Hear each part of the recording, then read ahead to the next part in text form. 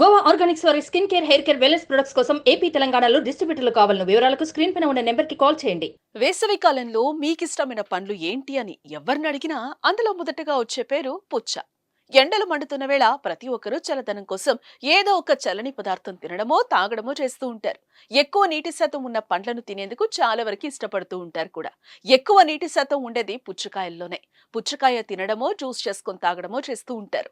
అయితే పుచ్చకాయలోని లోపటి గుజ్జు ఎంత ఎర్రగా ఉంటే అంత ఎక్కువ ఇష్టపడతారు చాలా మంది. సహజ సిద్ధమైన ఎరుపు ఉంటే ఓకే, కానీ కొంతమంది దుర్మార్గులు ఆర్టిఫిషియల్ గా రెడ్ కలర్ వచ్చేలా చేస్తున్నారు. అలా పుచ్చకాయలోకి రెడ్ కలర్ ఇంజెక్ట్ చేసే వీడియో ఒకటి ఇప్పుడు నెట్టింట్లో హల్చల్ చేస్తోంది. అదేంటో మీరు చూసేయండి.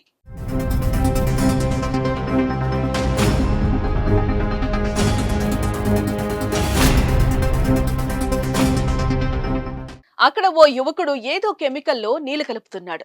ఆ నీళ్లు వెంటనే ఎరుపు రంగులోకి మారుతున్నాయి. ఆ రంగు నీళ్లు సిరంజి ద్వారా పుచ్చకాయలోకి ఇంజెక్ట్ చేస్తున్నాడు. దీంతో పుచ్చకాయ పక్వానికి రాకుండా కట్ చేసి చూస్తే ఎరుపు రంగు గుజ్జు కనిపిస్తుంది. అయితే ఎరుపు రంగు ఉన్న రుచి లేకపోతే డౌట్ వస్తుందేమోనని రుచి రావడానికి కూడా మరో కెమికల్ కలుపుతున్నారు. ఇలా పలు రకాల రసాయనాలు కలుపుతున్న ముఠా ఒకటి పోలీసుల కంటపడింది. అరెస్ట్ చేసిన పోలీసులు ఇలా ఎవరూ మోసపోకూడదని కల్తీ పుచ్చ తయారు చేసే విధానాన్ని వీడియో తీసి సోషల్ మీడియాలో పోస్ట్ చేశారు.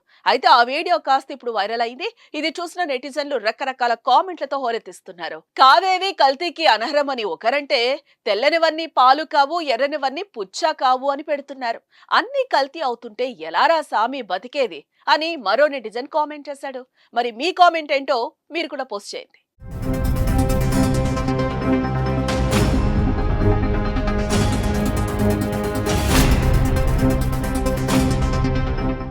సుమన్ టీవీలో మీ పర్సనల్ అండ్ బిజినెస్ ప్రమోషన్స్ కోసం కింది నెంబర్కి కాంటాక్ట్ చేయండి.